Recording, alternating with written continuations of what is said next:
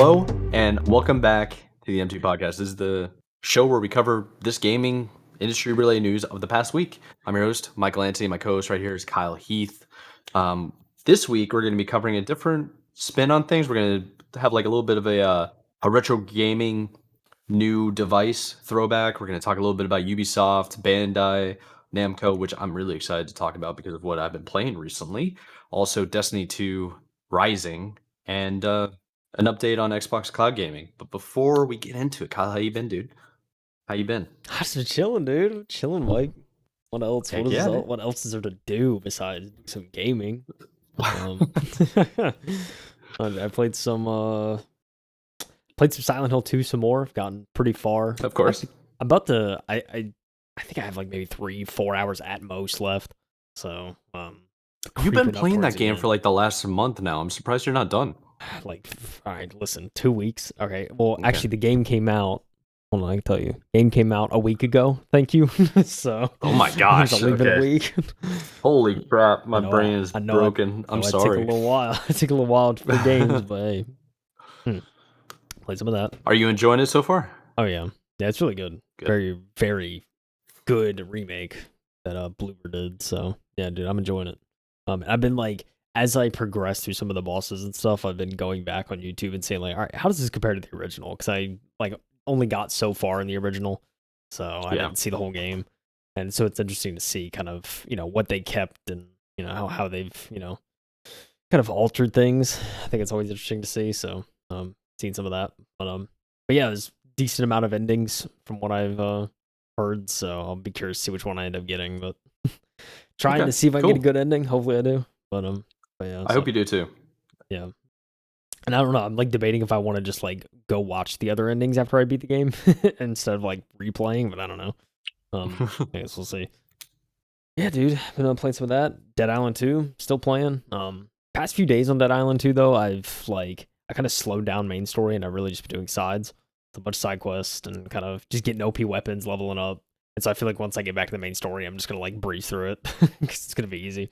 Nice. But yeah, so because part of the reason was I kind of noticed when I was doing the main quest that like I was like, okay, there's still a lot I haven't learned about the game. There's also a lot I haven't explored, so I just kind of went back and I was like, before I beat the game, because once I beat the game, I'm not gonna want to go back.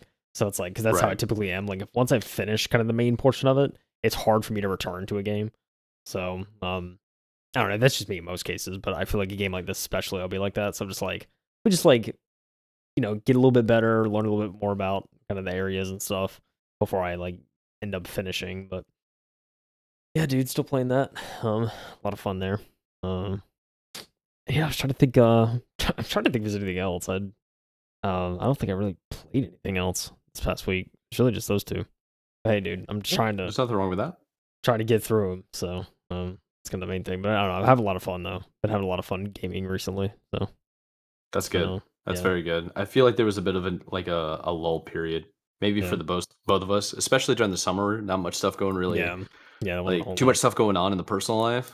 Like too much like fun activities outside of the gaming sphere. Yeah, that's for sure. Now it's like the weather's getting colder. It's getting kind of dark and rainy. It's like, oh, I'm about to just sit inside. I feel so good about like October, November. I feel like there's not a whole lot gaming wise, like new releases. I'm kind of looking forward to. The biggest one's probably Call of Duty, right? I mean, but I'm probably not gonna play it, to be honest. Like, it's on Game Pass, so like I shouldn't say I won't play it because I'll probably at least check it out. It's on Game Pass. You're at least gonna check it out, but but like I don't know. I'm not really looking forward to that. I know over the next I know in like December's Indiana Jones. I'll be playing that. Right. And then really for me it's kind of like February. Because I know February is Avowed big release. Yeah, I got pushed back. Yeah, I've been kind of keeping an eye on Kingdom Come Deliverance 2 because that's supposed to be coming out. It looks good, doesn't it? Yeah, it does actually look kind of good. It's really long, so kind of trying to prepare myself for that if I do end up playing it. But I've also heard too that the first game, especially on launch, was really bug ridden because there wasn't that many developers on it. It was kind of just they threw it together. It wasn't bad, but like especially when it first came out, it was like most people had to wait for patches and stuff before the game was like actually enjoyable. So yeah, They did. I'm pretty sure they did delay it, so now it's a February window, and so I'm hoping. I think the team's bigger now, from what I've been reading. So I'm hoping that the game will probably be in a more polished state. But it's very long. Story seems interesting, so I've been kind of keeping an eye on that. I might check that out, depending on how it goes. But yeah, so really, Very it's like cool, man. December, and then yeah, like February. I feel like February's like we've gotten some like banger releases the past few years in the February and like You're right. January Yeah. months. It's kind of crazy. It's like Yeah, for early in me, the that's year. like the new window. I feel like it's like, oh, I'm waiting for February. You know what? You know what might be like. So here's my train of thought. Like maybe they're coming out in January or February because the games that typically come out in November are too early to be eligible for Game of the Year. Yeah, But or like sorry, I guess it's technically like too late in the year to be eligible for Game of the Year. yeah. Where I see what you're saying. Yeah, yeah, but it's also like it falls into the following year's Game of the Year category, but it's over a year since the game came out. right. Yeah. You know, so I think maybe the new meta is We're they're going chasing to start releasing them. chasing awards out here. Yeah, maybe. I mean, it's been paying off though. Like Baldur's Gate 3 came out in what, March, I think. Elden Ring came out in February. Something like Does that. that sound right? I want Let to. me let me I tell- thought let me. Baldur's Gate. I thought it was like August or something. Maybe I'm I wrong. felt like it was. Pretty sure it was Am I August. Is my dude? I might Baldur's Gate 3. be out of my mind. Possibly. Let me. Yeah, Baldur's Gate 3. Hold on. Release date. Let's see. It's gotta be August. It is August, a year ago. Dang, dude. Dang, dude. I'm sorry, guys. Perception like of time. Yeah, my perception of time is completely wrong. So Elden Ring came out in February. Didn't Hades win Game of the Year? I don't even remember when that came out. September. So that was even Yeah. after. So maybe the cutoff is like maybe I'll move the goalposts here, so entertain me. Maybe the cutoff is before October. Maybe It's like it's still I don't kind know. of eligible for Game of the Year. I think they've said it before, but I don't remember Oh. the official cutoff is. But hey, yeah, dude, do we think the studio's out here chasing awards? I don't know. But Possibly.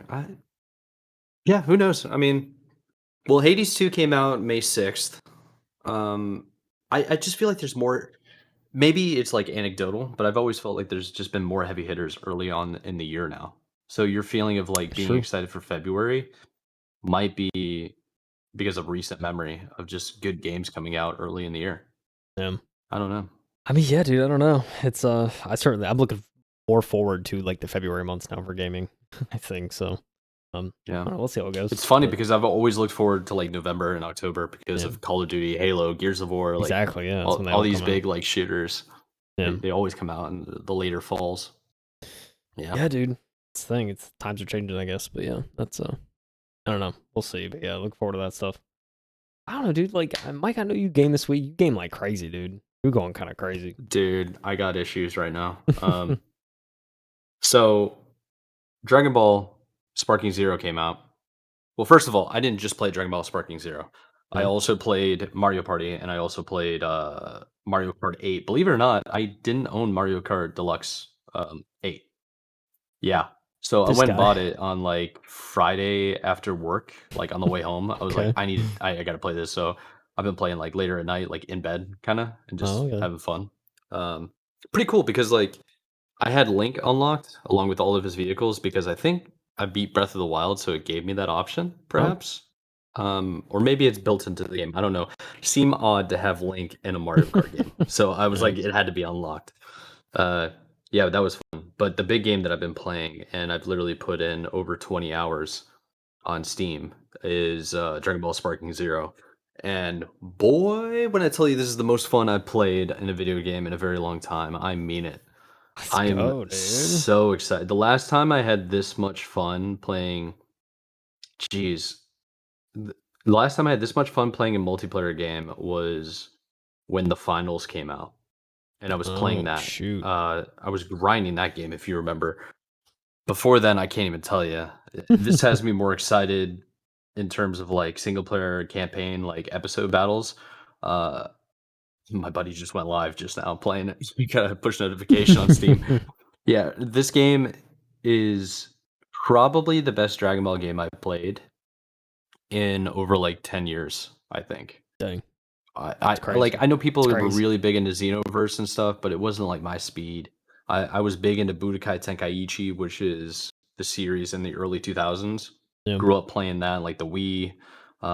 So to see that the Budokai Tenkaichi series is still alive and came out damn near 20 years later, it's insane. Dude, let me talk about the series real quick because it's pretty cool. And I know you said you didn't really like play or follow Dragon Ball, but I will try to like relate it to you. There's this fixed storyline in the manga and in the anime that like you can play through in all the Dragon Ball games. So that's what I was talking to you about like last series or like last episode on the podcast and the week before. Is you can basically learn the story of Dragon Ball Z by playing the game, and it'll work you through the story, and it gives you cliff notes about like what's going on, the important information, and who's who, and whatever. Very cool. This game still does that, but it adds a what if scenario. So if you're able to like let's say a character that you're playing as, because there's 7 different character types you can play as, not character types, but characters. Um, and they're going against another villain. The villain wins in the actual storyline, but if you are able to beat them in the game under a certain amount of time, it does a what if scenario to where it goes into an alternate timeline or universe to where as you're continuing to play the game, it takes you down this trajectory and it ties you back into the original storyline later on. Whoa. And it keeps you going. So it's like there's replayability Oh of yeah. if you don't know the story and you're not particularly good at the game, you just do the main storyline. You can reduce difficulty, all this kind of stuff. But if you want to up the ante, if you want to have like special unlockables, because everything's unlockable, you don't have to pay for a DLC and you don't have to buy. There's no what's it called? Microtransactions Yeah. or paywalls. It's just you grind Okay. this game, you get the characters, and Love it's it. awesome. Love it. So I'm over here just like, okay, well, I beat all of Goku's different lines. Like that was sick. I went Super Saiyan super early. This is sick. I went against Vegeta, like all these different things. And then I'm like, okay, I just beat Jiren. That was nearly impossible going against like the 3 most powerful characters in the entire universe of this franchise. And I'm like, "Man, that was so hard." And it's like, okay, do it again, but beat them in about 2.5 minutes. So then I grinded that for like 3 hours. Every time I went over the 2.5 minute mark, or I knew I was going to lose, I was like, all right, start Yeah. retry. Having hours. So that's what I've been grinding. I've been enjoying the hell out of it. I'm super excited to get back on. And like, just for context here, let me look up the ratings right now. So 24,000 reviews on Steam right now. Dang. Okay. Over 24,000 reviews. It is currently rated. Where's the percentage? It's 9 out of 10.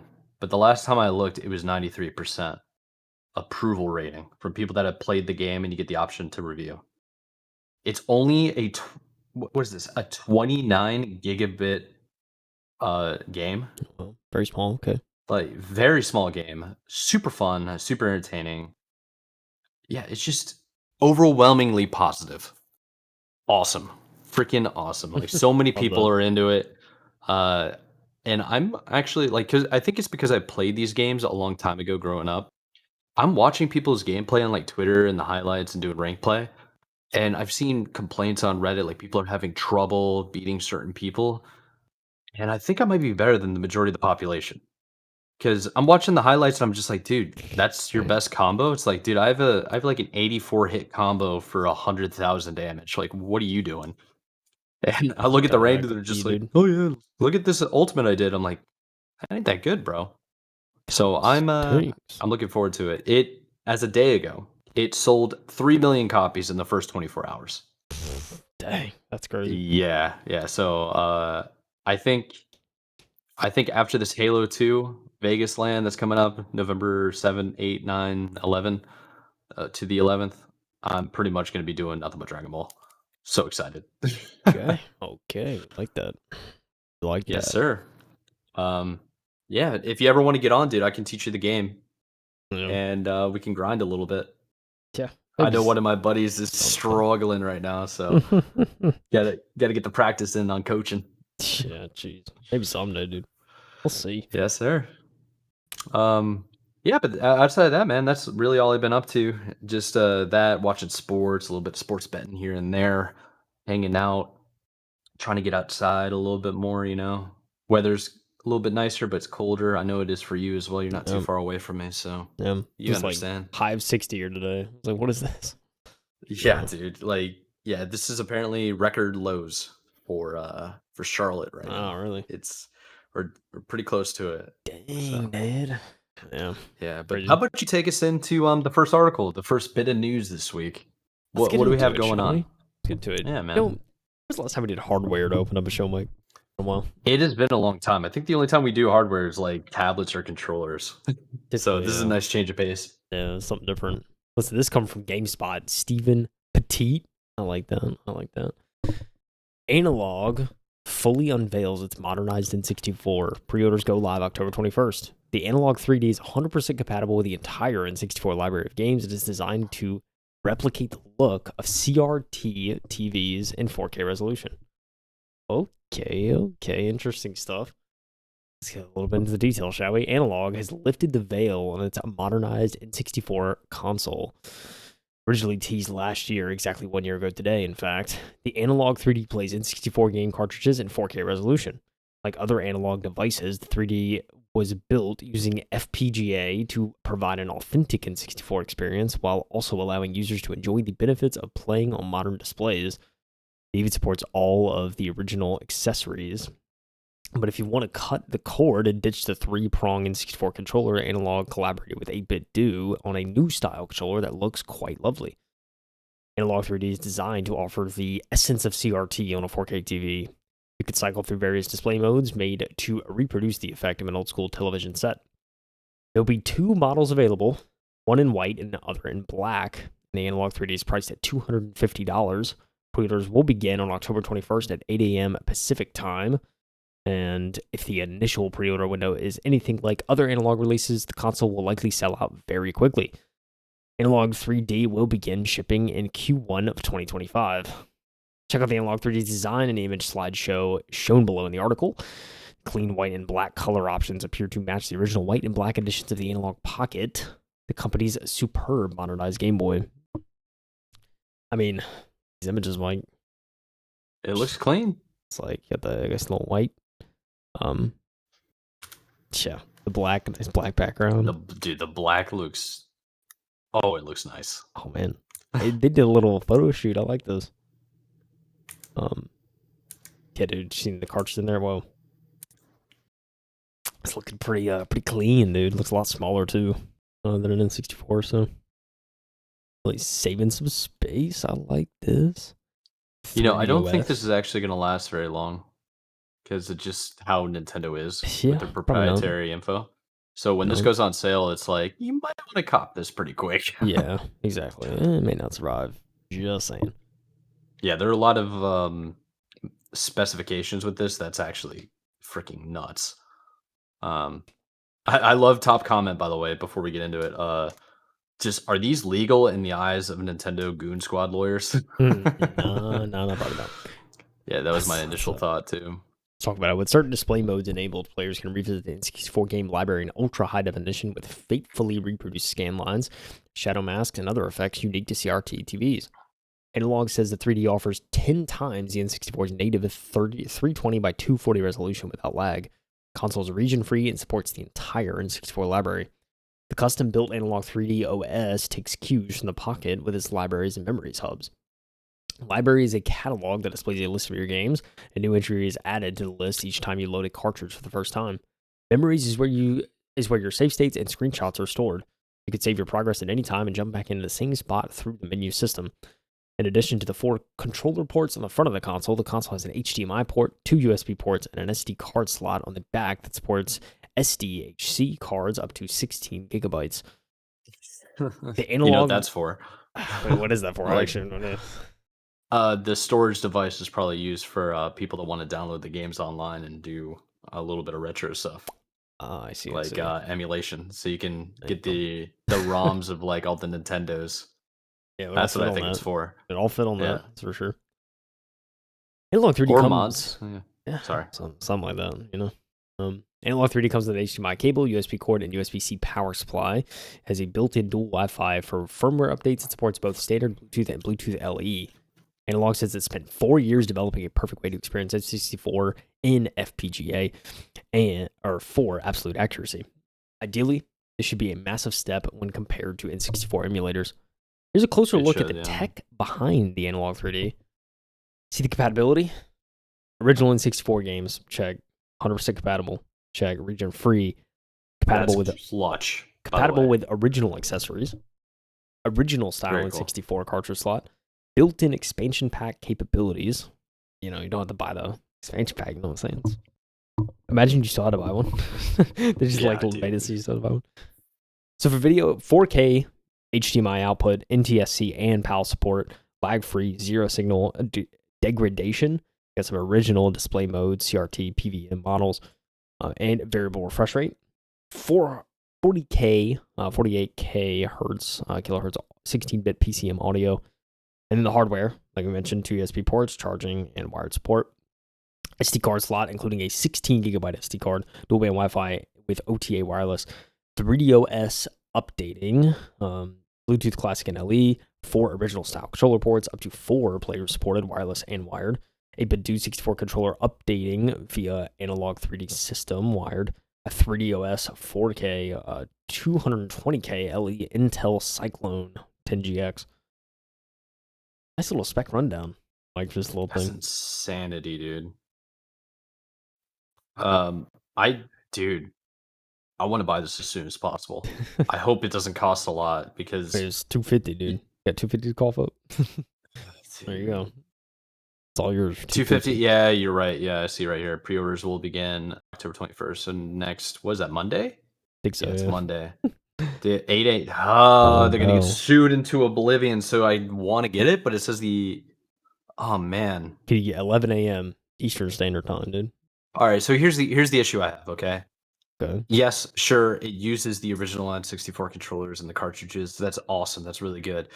But if you're not tech savvy and you don't know how to basically rip ROMs online and copy them and then start using this as an emulator, you kind of need the old school hardware, right?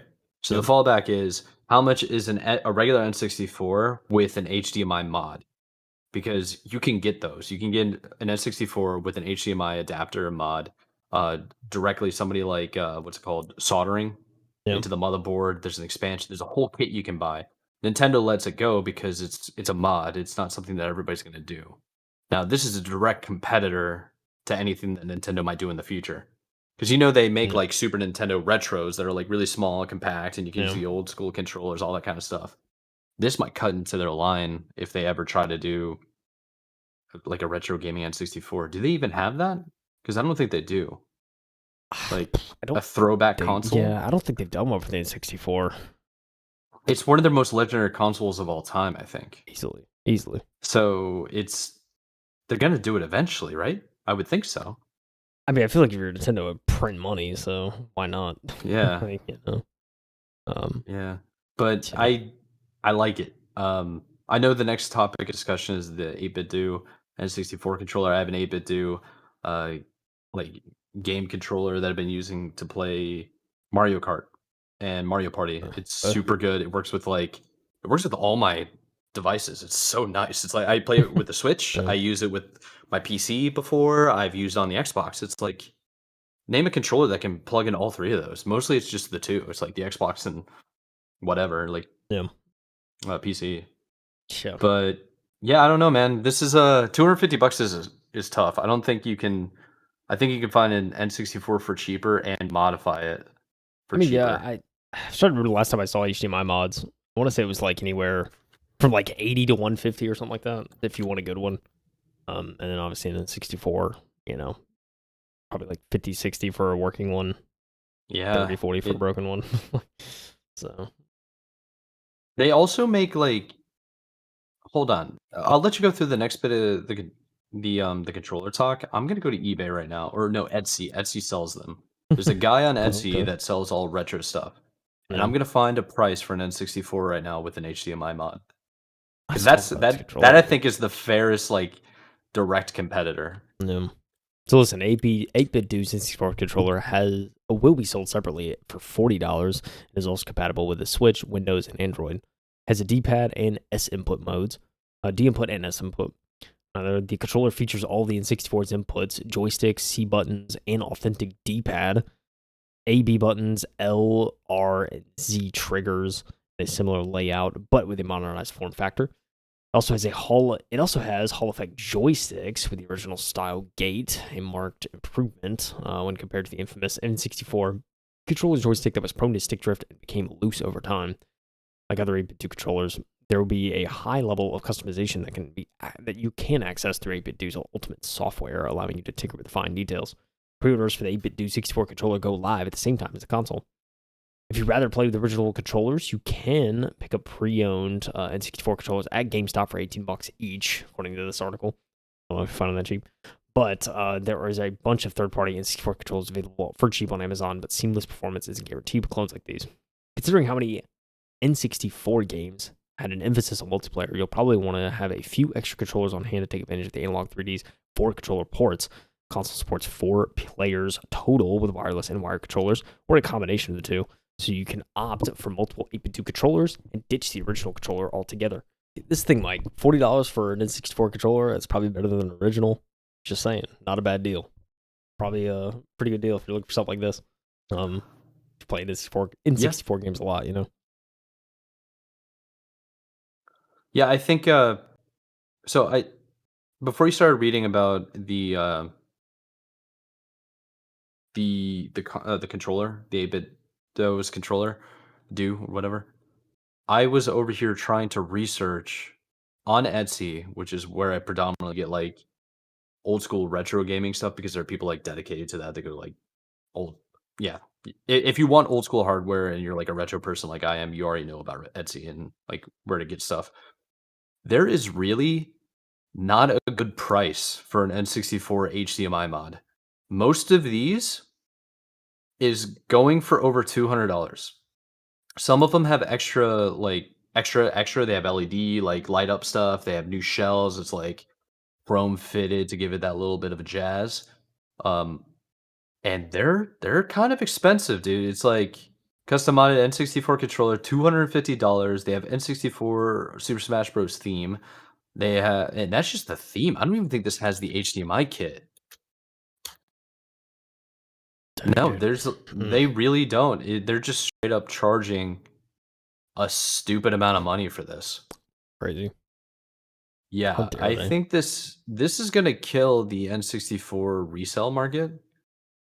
That's wild, to be honest. I like it, don't get me wrong. They make adapters as well.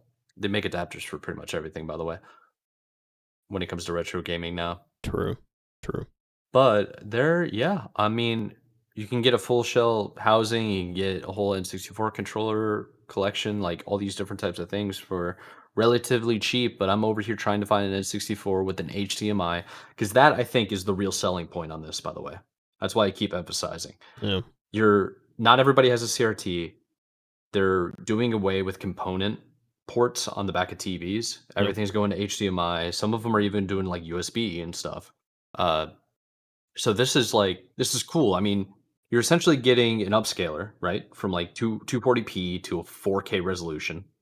You're getting lag free, zero signal degradation.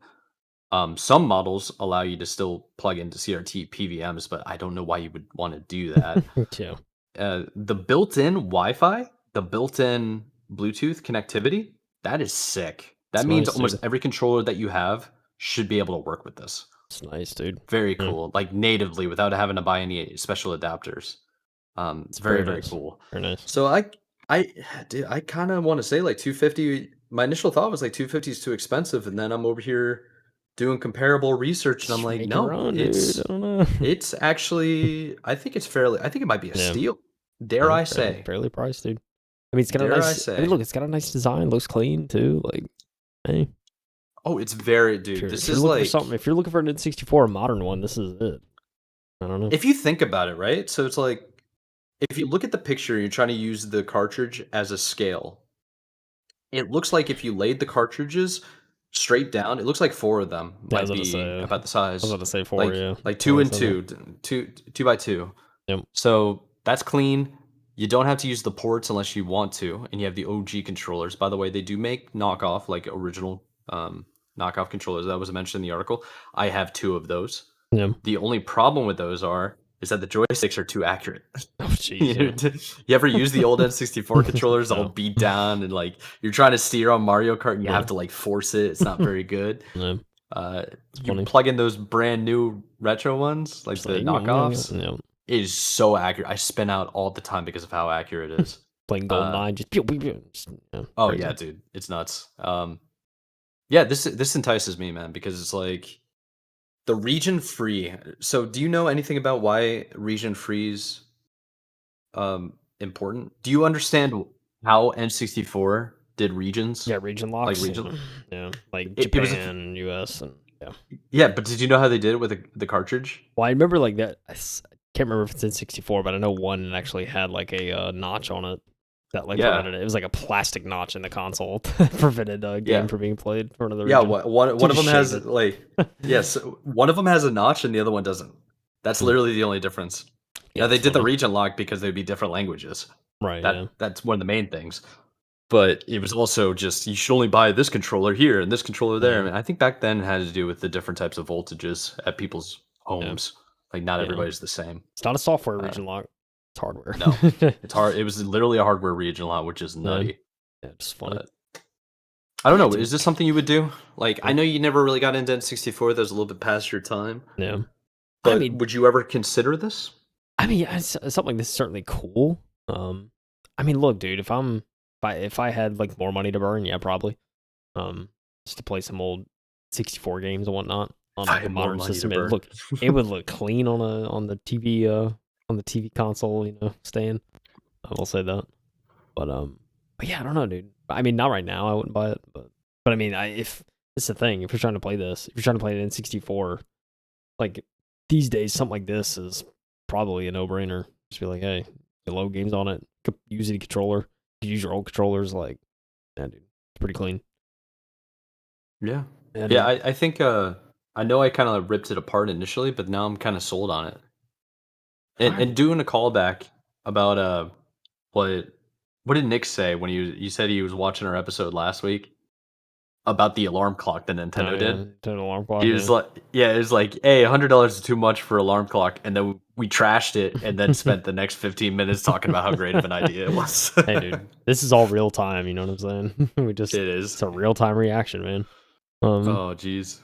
Yeah, it's funny, but yeah, dude, look, like I think and just one more thing before we move off of it, I think the Bluetooth compatibility is sick. I will say, like modding wise, I know GameCube, they actually make like a hardware mod with controller ports where you can like swap them out with a Bluetooth compatible one, and it's actually pretty sick because it's like the sockets will light up when a controller's connected. It's pretty cool. I have the default GameCube Wavebird is what it's called. Yeah, the mod I saw was pretty sick because you can literally connect any controller to it, and it's just like, it just Bluetooth right to it, and it's like it's really clean too. So I think that technically you should be able to use any Xbox controller because they use the same Bluetooth. Should be able Hypothetically, that should work. The SD slot I really like. 16 gigabytes. That's more than enough to have pretty much every single, so long as the software enables it. And I would imagine you could probably mod it. Yeah, that's my guess. So load SNES cool games. SNES game. Yeah, I mean, right now they make cartridges where you basically plug in a blank cartridge, plug in the USB, and then it has an entire interface and software to run mods. Yeah, on pretty much any game. Pretty much any console, any retro console has that. Even handhelds, like Game Boy has it. Yeah, just like exactly. It's sick. Yeah, it's so simple. You're basically playing off an SD. It's awesome. Yeah, I think this is somebody's gonna buy this. I think Nintendo's gonna shut it down. Yeah. I think Nintendo's for sure going to shut this down. But also, I'm now thinking, I'm like, dude, it's got an HDMI port, 4K quality. All of a sudden, I'm a retro streamer playing with the boys. N64 Smash would go so hard on Twitch. Yeah, it'd be good. Go crazy. A lot of fun. For sure. For sure, dude. You know, company we've been talking about a lot kind of gets as much crap as Nintendo does about not letting people Oh, take their Ubisoft. stuff. Ubisoft. All right. So the wonderful creator of Ubisoft and their infinite wisdom, basically upset about 700 plus France staff, employees. They walked out on a 3-day strike and dispute over home working and pay. Yeah. And if you know anything about the French, they know how to stage walkouts and protest. So this is coming from Game Industry Biz. It is written by Vicky Blake, who I think we covered last week. She writes pretty good articles, mostly the business side of things, and typically seems to be Ubisoft that we've mostly been covering. So there is a union that says dictat to be in the office at least 3 days a week is the straw that broke the camel's back. So if you remember correctly, we covered how Ubisoft essentially said, we need everybody to come back to the office, regardless of how you feel about it. We need to fill up these offices. And of course, over 700 Ubisoft France staff have walked out on a 3-day strike in a dispute over working or home working and pay. So the article goes on to continue saying, Ubisoft France based workers were called to participate in a 3-day strike over a dispute around the company's return to office policy last month. French Game Workers Union STJV, which stands for, dude, I can't pronounce French. I don't want to butcher this, but basically it's Syndicate des Travailleurs et Travailleuses du Oh, Jeu the Video. accent kind of hit. Okay. But yeah, I'm really bad at that. Spent spent a weekend in France and I was terrible. Said the diktat to be in the office at least 3 days per week going forward was the straw that broke the camel's back. So according to Le Monde, STJV called the strike when Ubisoft's management did not respond to its complaints. STJV's, a reminder that is the union, the workers' union, Clement Monton something, sorry, last name, not very good at, told the agent or agency France Press that the company had renegated on promises, reneged, Yeah, reneged. basically called back on promises about home working and calls into question the way they organize their lives. At the time, the Assassin's Creed developer told staff it believed the 3-day requirement would boost creativity and teamwork. I remember that. And I remember us having the take of this is just total BS to get people back into the building. And if they don't show up, then we'll lay them off. Pretty much, dude. But still, and in quotes, respect individual circumstances. So Ubisoft stocks tumbled following the release of Star Wars Outlaws. No kidding.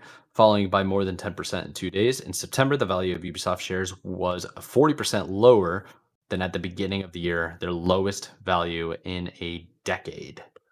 Yeah, it's not going great over at Ubisoft, and mostly has to do with their own policies. I don't know what your take is, Kyle, but I don't think 700 employees basically doing a 3-day strike is all that concerning, because at the end of the day, it's like, just okay, if they want to work remote, let them work remote. If they want like personal life balance, let them have personal life balance. If they're still productive, who cares where they are and what they're doing, you know? But Who the problem cares? I think that they should actually care about, because I think that's just like all smoke and mirrors, right? That's just nonsense to me. Just don't create bad games. Like, I think it's that simple, man. It's like Star Wars Outlaws. Yeah, okay, it was a good game ish, but it failed. Why did it fail? Oh, people didn't like it. They didn't like the fact that you couldn't play as an outlaw. You can be like nitty gritty, like tough, kind of badass outlaw. It's like this Disney style game where it's just kind of desensitized from reality. So, I mean, it's kind of silly to say because it's a space game, but at the same time, it's like just create a good game at the end of the day. Who cares where you are and what you're doing?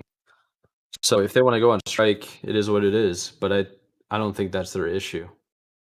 Yeah, I think dude, their issue is they're just not making good games recently. it's true. Yeah, no, dude, I agree, man. I mean, you have 700 plus people walking out do a strike. It's like, yeah, obviously there's huge, huge discrepancy over some policy. So, yeah, dude, like this pretty. Some people do their own thing now. I mean, I don't know if they feel like the game qualities are suffering because people aren't in the office or something like that. So this is their way to try to do that and fix that. I don't know, but I don't think it's game quality. I think it's creative vision. Like they're just story games aren't that good. so Like why did Skull and Bones take for like 12 years and then it came out and people played it for like 2 weeks and then quit, you know? season 3, by the way. I don't know. Yeah, fair enough. Yeah, yeah. It's just a weird situation at Ubisoft. I don't know, dude. It's hard. I mean, like, I'm not surprised that this kind of response they're getting for some of their policies, and just yeah, dude, it shows in their games. I don't know, dude. I mean, I agree with you. Make good games, man. Yeah, So I think it's just it is the trajectory of the company with all the layoffs they've been having, all the failed games that have been coming out, failed in terms of like being a AAA game. Because if these were games, it would have been phenomenal games, right? It's all about perspective. You can have this all this money and all this like power and like not power, like what's it called? All these employees, all this workforce putting together all this energy to create a game, and it comes out subpar when you got studios that are half the size creating phenomenal games. It's like, what are you guys doing? Honestly, what are you actually doing? I yeah. don't know. I think that's more of what it's about, less about people Working from home. having, yeah, like home working. Come on, man, don't bring us back in the office and not pay us more. That's Nah, the thing see too. ya. That's the thing too, dude. There's some costs for commuting and Yeah, childcare. Hey, there's extra costs there. Really yeah, want to time. Spend time, more time traveling. yeah, dude.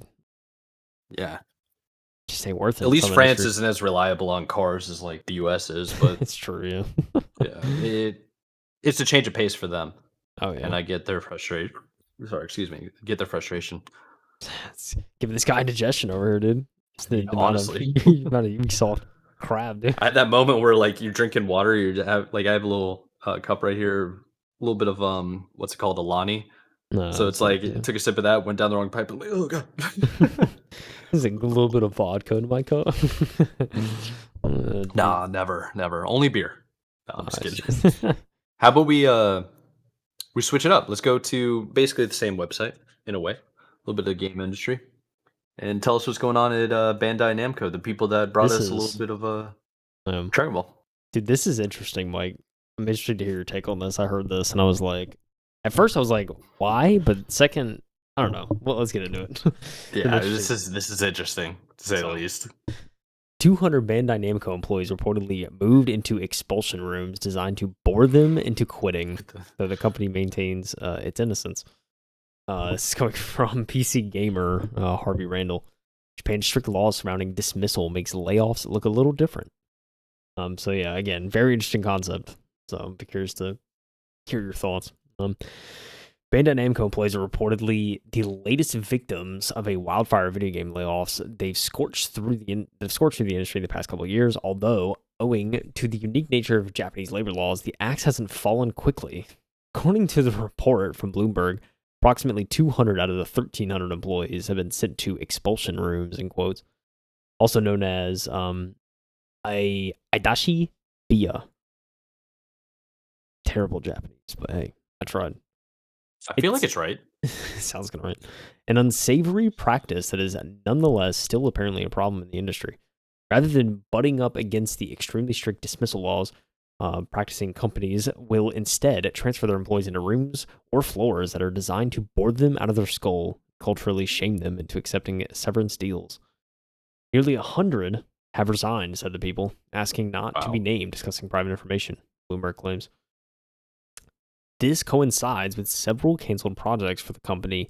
Blue Protocol was shuttered in August, and the article also claims that several games, including ones that feature characters from animes Naruto and One Piece, as well as a project commissioned by Nintendo, had their curtains called in a similar fashion. Bandai Namco, however, maintains its influence in the face of that claim. Some employees may need to wait a certain amount of time before they are assigned their next project, but we do move forward with assignments as new projects emerge. There is no organization like a Abadashi Biya and Bandai Namco studios designed to pressure people to leave voluntarily.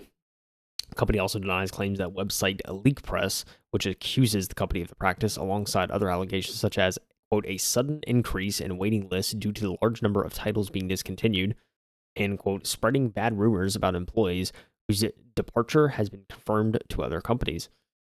Such denials are to be expected, though. While expulsion rooms are still a problem in Japan, actually admitting you're using them is a no-go. While giving a talk in 2016, author of The Untold History of Japanese Game Developers, John Hispanic, that's a Russian name. I don't know what that is. First to an incident in 2001 wherein Sega was successfully sued by employees for the practice. Wow. It's crazy, dude. There's more. Try to trust it. They didn't just put people behind a partition. They sent them to a completely different floor. Sega didn't just lose a lawsuit over this. Their image was completely tarnished. Nobody wanted to buy games from a company like that. Though, as the talk points out, this didn't quite make its way overseas. Even the Wikipedia page of the company doesn't make much of the hullabaloo about it. I was, however, able to find this ancient Eurogamer article that confirms the incident, as well as this machine-translated article from GNN News confirming the victory. It went to court, and Sega also issued an apology. In other words, if Bandai Namco is in fact guilty of this practice, then it's unlikely to admit it until it absolutely has to. Dang, dude. Wow.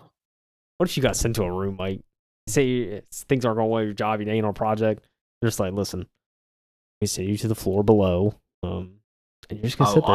I believe that 100%. Sending you to a different floor, it's just like, yeah, we're gonna send them to the undesirable floors with the other weirdos, because like send them to purgatory. Yeah, yeah. In a way, that I believe that totally. This is madness, though, happening in the year 2024 of our Lord.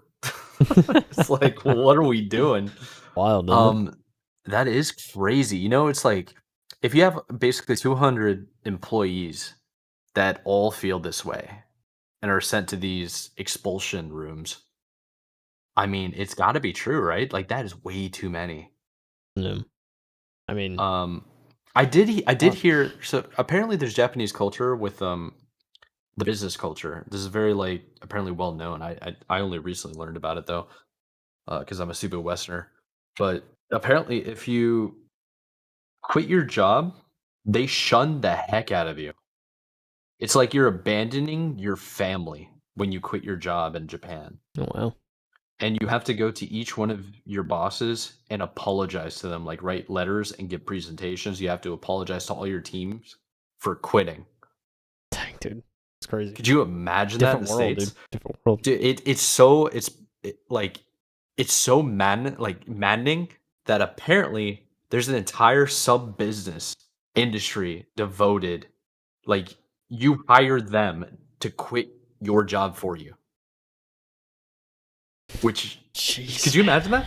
You're like, I gotta quit my job. I'm not happy here anymore. I gotta hire somebody to then go into my company, like my place of work, and then quit at my job. It's just insane. Like, hire somebody to quit your job. Sure. Yeah, completely foreign to me. So this is also pretty ridiculous too, and completely foreign to you and I would imagine. But at the same time, it's like, yeah, I could definitely see, like, yeah, we don't need him. Put him in the corner with the other people that we don't really like. The thing, yeah. Put him on the other side of the room. We're just gonna restructure the floor, kind of attitude. Yeah, it's funny. At first, I was like, this is like so dumb. Why don't you just like lay him off? But then, like, I heard some different takes on the internet, and it was like, you know, honestly, like, if you think about it, like, I mean, it's kind of sick because, like, you can stay on, still get benefits, hopefully, still, like, you know, get some paychecks and not really doing anything, but, like, hey, you're still, I mean, you're not, you know, you have time to look for another, you know, other forms of employment or something like that, and you're not necessarily just, like, left out to dry. So, I mean, I feel like in certain contexts, it may not actually be that bad, which, you know, sounds ironic, but, I mean, there could be scenarios where it's like, okay, yeah, just go to a room and I can do other stuff, I guess. Because I'm assuming they're not like going to another room and it's like, oh, you're not allowed to use your phone or talk to anybody. Or I don't think it's like that. It's just like, hey, we literally have nothing for you. Just like go to another room. Like, and so it's like, all right, cool. And so you're just like going to the room, like, you know, finding something to do or trying to see what's next, kind of thing. I don't know. It may not be the worst thing. You know, when you really think about it, I guess. But I don't know. It's funny. Just funny. It'd probably irritate the heck out of me though.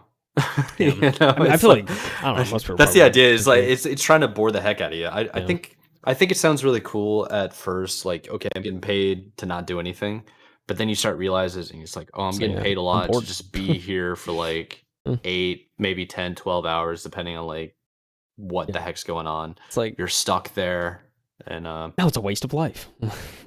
yeah, it's like you gotta move, you know. I don't know. I would probably like if it's a room, like a separate room, everybody around me is doing the same thing. I would probably like sneak in video games, play those on the side, like Yeah, maybe log into like personal accounts, try to do some content creation, like get telling really good you, at a skill, man, get paid for something. it. Yeah, something, Yeah, right? but yeah, but if you can't do those things, you're cooked. It's a bad time. Just cooked, man. Yeah, I don't know. I just found it interesting. It's like, yeah, I believe It this is is very probably interesting. true, Yeah, and yeah, it probably does happen, and it's just a weird way of living, I guess. Different culture, Mike. yeah, Different culture. it is very odd. Japanese culture is odd, but incredibly fascinating. Oh yeah, always. Yeah, good or bad, I'm just like, I wanna know more, like, it's so foreign. I still want to visit. Oh, It's yeah, gonna for happen, sure. dude. Still want to visit. Dude, I wanna go to the Emperor Gardens where all the emperors are buried. That's I what I wanna want to do. check that out, like, it's so Yeah. cool, man. Pay all that So mad cool. respect. You know what I'm saying? Yeah. I know It's gonna nothing happen about one these day. guys, but I just wanna know what's going on. It's gonna happen one day. I have a feeling, dude. Yeah. I'm just gonna go to hop on. Go to ancient hop on. Hop on. Ancient hop on. Very cool, man. All right, I need to stop before I disrespect a lot of people. All right. So- It can't be disrespectful if it's like yeah, we might be pronouncing the names wrong, we might be a little bit culturally insensitive, but I think you and I both admire the culture. oh yeah, Yeah. always, always. It's I just want to know more about it, being inquisitive. This Yeah. is the thing, Mike. I saw this week. Destiny Rising, a boy. One of my boys sent it to me. He was like, "Hey, it could be podcast content." So I was like, "All right." And I watched the It is trailer. definitely podcast I watched stuff, the trailer. yeah. I was like, "Okay, this is a mobile game. All right." Yo, how about you play the trailer on mute, mind you, Yeah, yeah. while I'm talking about the article, so at I least got people you. I got you. on the stream can check it out. So this one is coming from The Verge. It's by our boy Tom Warren. We know him personally now. We've covered him so much. He knows us. We know him. Yeah, No, not really. yeah. No, We're it's homies. totally parasocial relationship at this point. So this is about Destiny Rising. So Destiny Rising is a new mobile game, RPG shooter, obviously, of course, set in the Bungie's Destiny universe. So NetEase will hold on a alpha test on Destiny Rising on November 1st.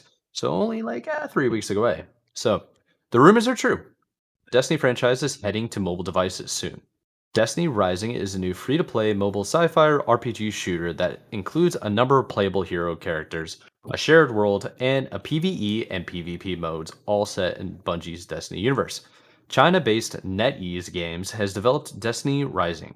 After announcing a partnership with Bungie and a $100 million investment into the studio in 2018, Destiny Rising will be set in an alternate Destiny timeline, exploring the post Dark Age era of the universe and lore before the tower existed and before the emergence of Guardians. So NetEase is licensing the Destiny brand from Bungie, and it has been granted creative freedom to develop its own storyline and vision for Destiny Rising. And in quotes from Stone Shi, the senior narrative designer at NetEase, we want to capture and depict a specific time where the reins are in the hands of the players to experience, to explore, to define. Unlike Destiny or Destiny 2, you'll be able to pick from a variety of Destiny hero characters instead of creating your own Guardian based on Hunter, Warlock, or Titan classes. Hero characters include ones like Ikora Rey that exists in Destiny and Destiny 2, as well as the host of a new as well as a host of new characters. So each character will have unique abilities and stories, and will be able to access single, co-op, and competitive multiplayer modes. There will also be the usual ghosts, lightbearers, iron lords, and warlords found in the Destiny universe before the last city. In a trailer for the game, we see a variety of characters, and there are new abilities, including a new Void Scythe that looks a lot like something a warlock would use in the main Destiny game. There are also familiar enemies like the Hive, Fallen, and Vex. And this is a quote from Terry Redfield, the creator lead at Bungie, in a press release. So, over a decade, we built this universe to contain many unique and wonderful stories, and we are excited to see mobile gamers be able to experience this new take on Destiny universe from the creative team at NetEase. So, Destiny Rising players will also be able to play in first person or even third person point of view with touchscreen controllers or controls, touchscreen controls or controllers. There will be the usual campaign missions, six-player co-op strikes, and replayable PvE and PvP modes. It At this point, Kyle, it sounds just like Destiny 2, PvP, PvE, Explorer, but it's just on your mobile device, your Saying. tablet, your whatever, And the Surface, whatever you got. pre-alpha footage Yeah. looks kind of good. Not gonna lie. Yeah, it looks pretty sick. Notice I'm I watching mean, live. It ain't bad. I feel like this is continuing on the trend that we've been seeing over time. The fastest growing gamer base is actually mobile games. So to see this just more and more proof of like major studios, like say what you will about Bungie and all the things that they are, Destiny's a major IP. They make good games, and this is just pushing that threshold. Like, how many more of these can we keep going? I think probably the biggest mobile game in terms of modern gaming, I want to classify that because it's like Angry Birds was massive, Flappy Bird was massive, stuff like that. Those are still mobile games, but in terms of multiplayer mobile games, like something a little bit more challenging, I think, a little bit Yeah. less simplistic. There, I think the biggest one would be PUBG Mobile. I think by far, like from a global Oh standpoint, yeah. it's massive. Call of Duty even has one, so it's only natural that Destiny's going to have one too. Yeah, for Uh, sure, dude. y- do you have It's, any takes before I wrap up the last, like, I guess, paragraph? Really? I mean, not at the moment. It just looks good, dude. It's good. Yeah. Finish us off, Mike. Finish it. Okay. Even powerful exotic weapons will be available alongside a new mythic weapon rarity class that includes a new weapon type 2. All of these weapons help to fight and against the darkness enemies in the Destiny universe in new locations like Jingxi and the Red Sea Rift.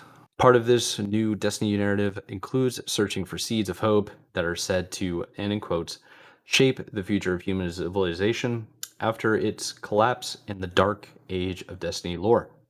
One big question around Destiny Rising is what monetization systems it will use. NetEase isn't answering that just yet, but it says in an FAQ that a good part of the main campaign will be available in the alpha test the next month alongside at least one map for all game modes so people can try out what the game has to offer. So if it's a free to play game, you got to worry about monetization, which Of course. is annoying to see paywalls, all this kind of crap. But I think that's always been the tough thing to handle about mobile games is just they're just filled with monetization and like pop-ups and all this other crap. Like Flash games are really, really bad about that. And I don't know, man. I think possibly the reason why it's so like mobile games are so monetized, especially it's got to be worse than just ordinary games like on traditional hardware.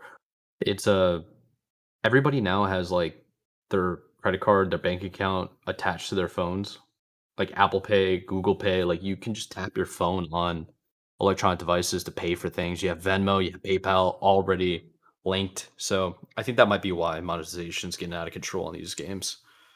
Yeah. But is this something you would play? For me personally, probably not. Just because I'd rather play Destiny 2 on the PC, and I'm not I into mobile games like that.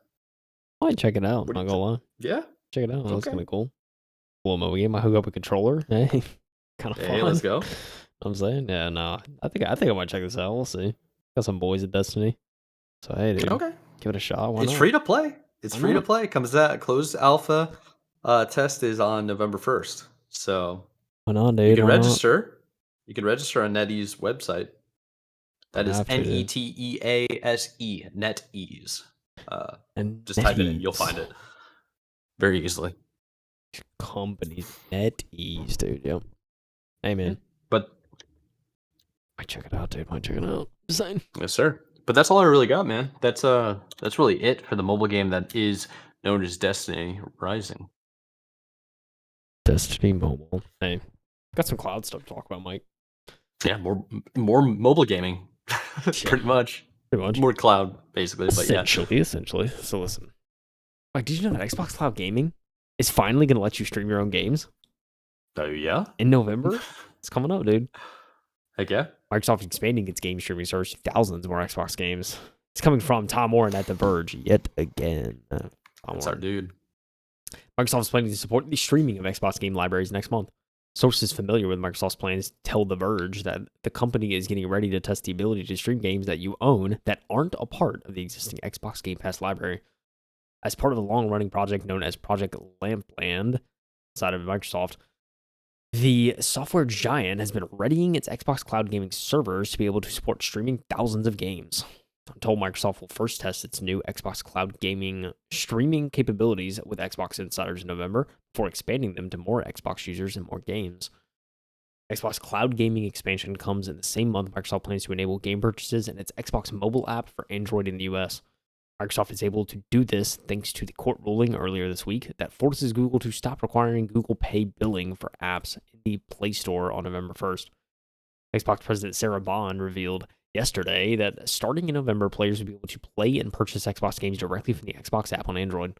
Once Microsoft's work to enable a full game library on Xbox Cloud Gaming is complete, you'll be able to purchase an Xbox game on Android and immediately stream it to your device. Project X Cloud was supposed to launch with game library streaming in 2020. Microsoft then announced it would support their game library on Xbox Cloud Gaming in 2022, but it never launched that year. Tom understands the work had been complicated by having to prepare key infrastructure for thousands of games instead of hundreds that currently exist on Xbox Game Pass. While thousands of games will soon be available through Xbox Cloud Gaming, I'm told some publishers will hold certain games back due to licensing requirements or deals. It kind of makes sense. Did you know that Microsoft's also working on a browser-based Xbox mobile store that was originally planned to launch in July? Well, the store will initially include deals and in-game items, but will grow to cover first-party games eventually. Microsoft said in August that testing had begun on the web-based mobile store and that work is progressing well and we will have more to share in the future. There's one update that was made to the article on October 11th. It said that the article was updated to mention the original Xbox X Cloud plans. So it wasn't originally included, but yeah. All right, Mike, we're almost there, dude. We're almost there. You can just buy a game, stream it, wherever. Almost there, dude. Yeah. It's pretty interesting. It's what cloud gaming is meant to be. You know what I'm saying? Yeah. You know what's actually kind of funny is I've noticed in my industry, and maybe you've seen it too, on the web side of things, is more and more programs are going web based, where they're running actually on a server, and the way you access it is through a web browser.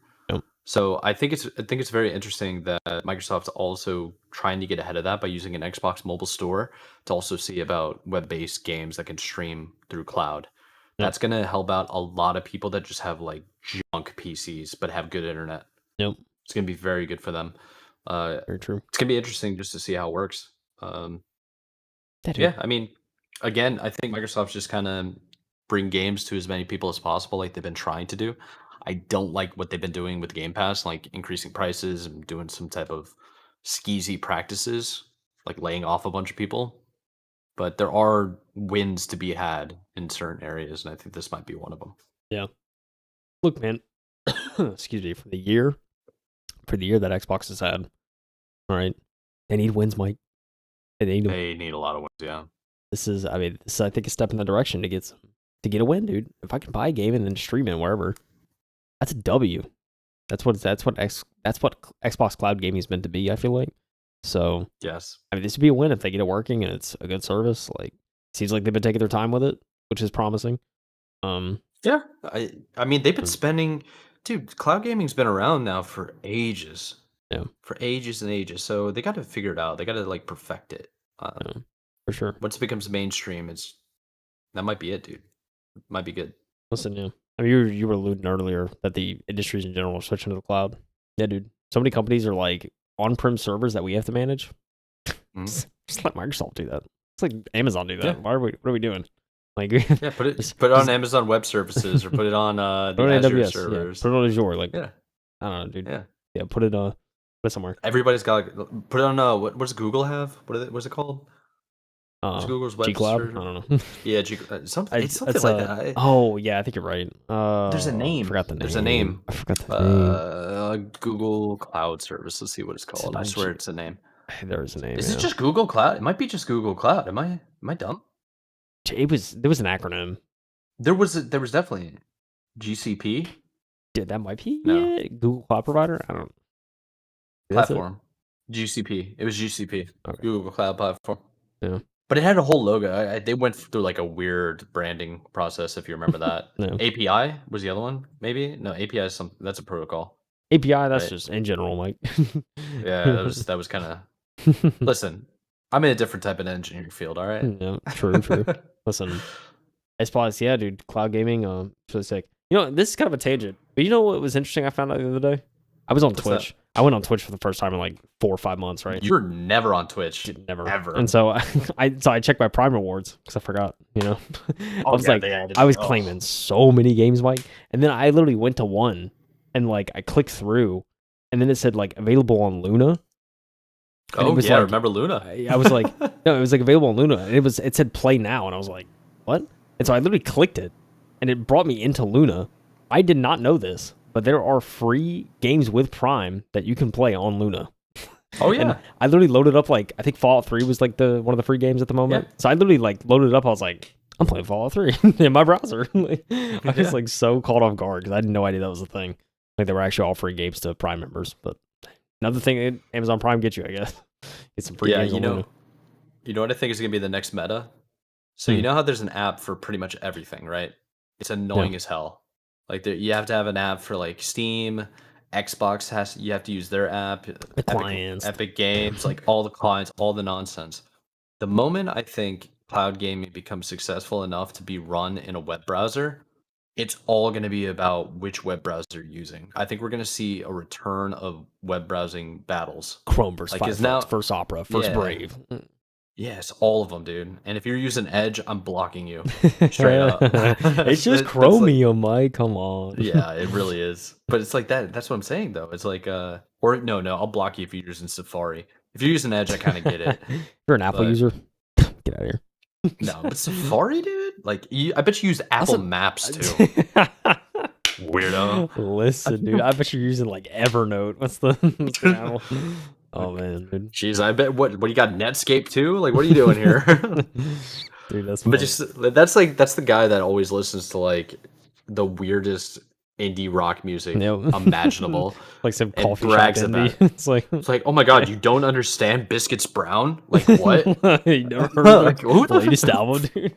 Dude, like I've listened to like 12 of their albums. They've been around for like 80 years. How do you not know this? Oh yeah, dude. You don't listen to Cigarettes After Sex, dude? Like that would be a hard band name. Real band, by the way. I'm not kidding you, Mike. That is a real band you can look up. Cigarettes After Sex. Dude. Real band. Do you know what finger, I know we're going hard tangents right now, but just it's out of like ridiculousness. Do you know what Finger 11's original band name was? Oh. Rainbow Butt Monkeys. Yeah, dude. Yeah. Like Five Finger Death Punch had a crazy first name too. I know you said fingers and I immediately thought Five Finger Death Punch. I was like, Five Finger Death Punch had a crazy name early on. That's so funny. If I can find it. Let's see. Early formation. Oh gosh. Oh, I can't find it. It's not gonna be easy. Like I have to dive through this because they're trying to give me the whole history. And it's like, dog, I don't care that much. I'm just looking for the lulz. Yeah, man. So I think the future now. Because I've been saying for a while is like it's only a matter of time until we get to just these apps are natively going to be installed on all our devices. Like we're going to get a brand new Microsoft PCs. I think already have Xbox game launcher or whatever game store already downloaded. As an option. Yeah, the game. Yeah, and the game bar is already integrated into every single one of your Microsoft PCs. Wait, was using Windows 10. Yeah. I think it's only a matter of time until we're going to see eventually. I know it's going to happen. I got to believe Sony will have the app for like their cloud gaming on there. We're going to have maybe Samsung with Microsoft. I don't know if they have the Xbox game app available on the Samsung TV store, but they should because that's their direct partner for cloud gaming. So they should have that. Pretty sure they do. I think on my TV I have it. So yeah, you might want to check that. It didn't come default with my Samsung tablet. That's why I think it might not be for the TV. So on my TV, there's a whole there's media, which is like just your standard entertainment apps. But there's a whole section for game, and so you just click game, and it's like all the Xbox stuff, Luna, whatever. Yeah. Like it's all there.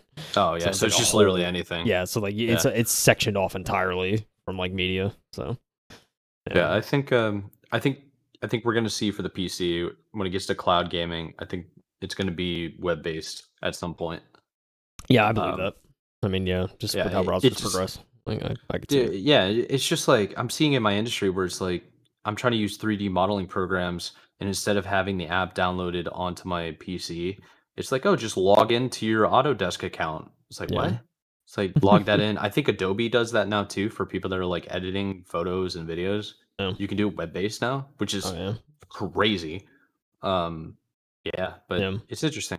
It's I mean, like how many websites are there where you can just upload a file and change the format and like clip and edit, so like snap your fingers? way too many.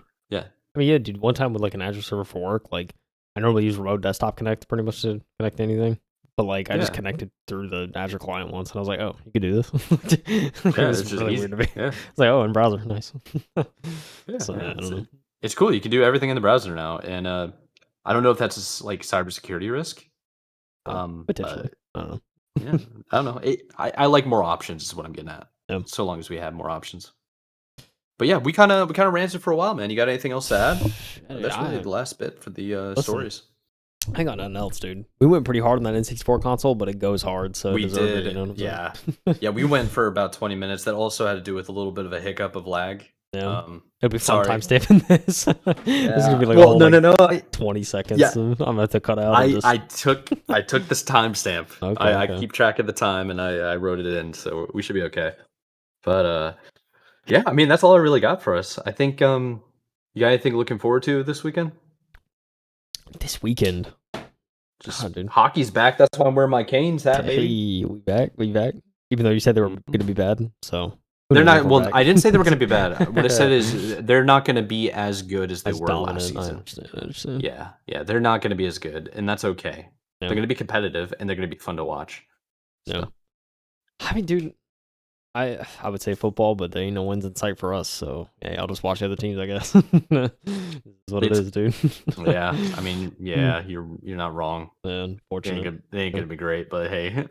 hey, dude, at least I get to see a couple young stars. Hopefully, get better, make names for themselves. See. Yeah. But yeah, man. I don't know. Yeah, outside of that, dude, be chilling, get some gaming in. Just relaxing, man. Hopefully. Oh yeah. Well, heck yeah, dude. You know me, I'm gonna be playing my Dragon Ball game. I've been grinding the heck out of that and doing some coaching for the Halo 2 LAN. The one that coming in Vegas should be good. We got a solid team. We're all working together, and it's looking optimistic. We also have I'm throwing a Halo 2 LAN in Charlotte with one of my buddies locally in town. Where you're having like 10 other people come in. Going to be a proper LAN. Should be nice. Like 8 people going to be playing, 8 people chilling, hanging out, having a good time, and I'm gonna look into possibly streaming it. So keep an eye out for that. I'm So jealous, dude. hopefully my PC works for it. I got one of these box TVs, this monstrosity. I don't know if I can turn. Nah, you can't really see it. No. Dude, it's 80 pounds. It's a monster. But yeah, that's all I got going on. Sounds like fun, But- man. I'm jealous. Sounds like a good time. So Yeah, hopefully we'll games do go more in well. the future. We're gonna try to get a bigger location because a lot of people, after it actually gets booked up and organized, all of a sudden everybody's like, "Oh, I can possibly come. I got my work schedule. I can make it." It's like, yo, chill. It's like, all right, You should have told me like a month ago. Right, cat, bro. Yeah, chill. Yeah, we actually can't add any more people. Yeah, so it's gonna be good. It's gonna be fun. But in the meantime, I'm gonna be playing Dragon Ball. You better finish up your games. And I then should, dude, I everybody else should. listening needs to start playing games too. And we hope you enjoyed this week's episode. It's like trying to keep you guys informed of what's going on over the last week. Dude. Above a lull, dude, before main season. Yes, sir. Looking forward to it, dude. Yeah, buddy. All right, let's wrap it up, dude. It's getting kind of late, and yeah, without further ado, we appreciate you guys for listening. Just a quick reminder: if you're new here, like and subscribe. We love you. Thank you. Appreciate that. But most importantly, if you can't listen to all our episodes like all the way through, we've been getting kind of lengthy, over an hour. We have timestamps for all the articles we cover. We have links in the description below. Go there, check them out. We also have socials if you want to say what's up, say hi. We appreciate that as well. So, yeah, without further ado, I'm Michael Anthony. This is KyleHeath. This has been the MTV Podcast. We appreciate you guys. See you next week. Pop Peace off, out, dudes. everyone. Play some games. Yeah, Stream some please games. do. Yeah. Have a wonderful week.